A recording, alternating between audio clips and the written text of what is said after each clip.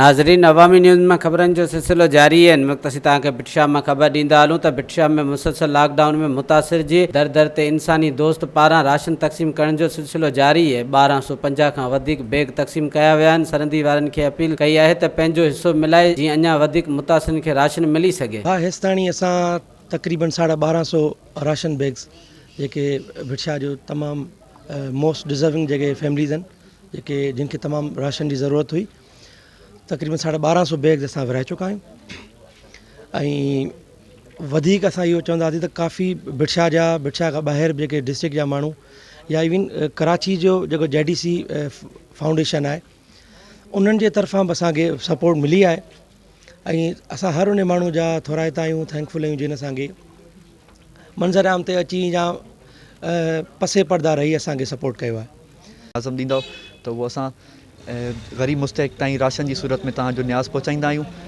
दर दर वञी असां पहिरीं बि जेको सो मुख़ीर हज़रात खां डोनेशन जो जेको सो सिलसिलो असां कयो आहे ऐं उन खां पोइ असांखे इलाही अहिड़ा बि मुख़ीर हज़रात जेके जीअं साईं नादन साईं जिन आहिनि ऐं अलहमदुलिल्लाह हैदराबाद जा मेमन साहब आहिनि या JDC कराची खां ताईं बि असांखे सपोर्ट थी आहे। इंशाअल्लाह उमेद आहे ॿिया बि असांखे सपोर्ट कंदा ईअं ई।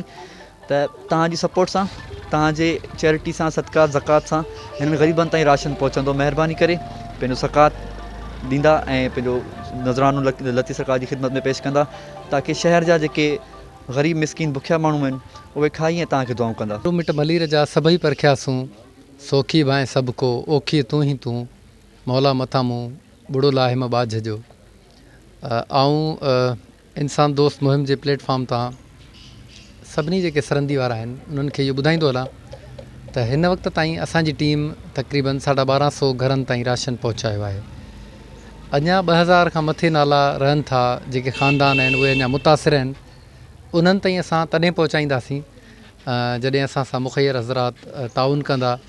उहे मुख़ैर हज़रात जिन अञा ताईं हिन इंसान दोस्त मुहिम में हिसो नाहे मिलायो त उन्हनि खे आउं चवंदुसि त ख़ुदा अचो साईं मीर काज़मी जो साथ ॾियो त जीअं असांजा वॉलंटियर मदद कनि जेतिरे खां जेतिरो थी सघे, पोइ लख आहे या कख आहे, जेतिरो बि पंहिंजो हिसो उहो हिन में कंट्रीब्यूट कनि त जीअं ही मुस्तहिक माण्हू हिन आलमी वबा जे हालत में हर जाइ ते माण्हू परेशान आहिनि, माण्हुनि जी परेशानी जो अंदाज़ो नथो लॻाए सघिजे लफ़्ज़नि में, उन में ही उन्हनि जी मदद कंदा ऐं उन में ही मुस्तहिकनि ताईं राशन पहुचाए सघंदा। त उन में अलाह साईं जी बारगाह में बि जेके बि हिन में कंट्रीब्यूट कनि पिया उन्हनि खे बि हिन जो अजुर मिलंदो ऐं हिननि सभिनि ते बि इंशाअल्लाह अलाह साईं जी महिरबानी ऐं करम में छाया रहंदी। जी बिल्कुलु, अवां हिननि जी ॻाल्हियूं ॿुधो, इन्हनि जो इहो ई चवणु आहे मुसलसल जेको लॉकडाउन जे डेली विज़िट कमु कंदड़ माण्हू हुआ पोरियत उहे सख़्तु परेशान हुआ, जिन में जेको आहे पहिरें मरहले खां वठी जेको आहे असां राशन तक़सीम करियूं पिया, घर राति जी ऊंदाही में जेको आहे दरनि ते राशन तक़सीम करणु पिया।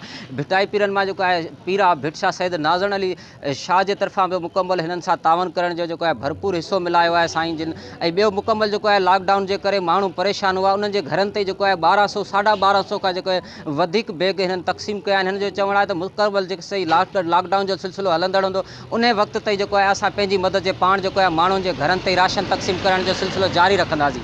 जी वधीक ख़बरनि ऐं तफ़सील जे लाइ विज़िट कयो असांजी वेबसाइट awamiNewsHD.com ऐं ॾिसंदा रहो अवामी न्यूज़ HD।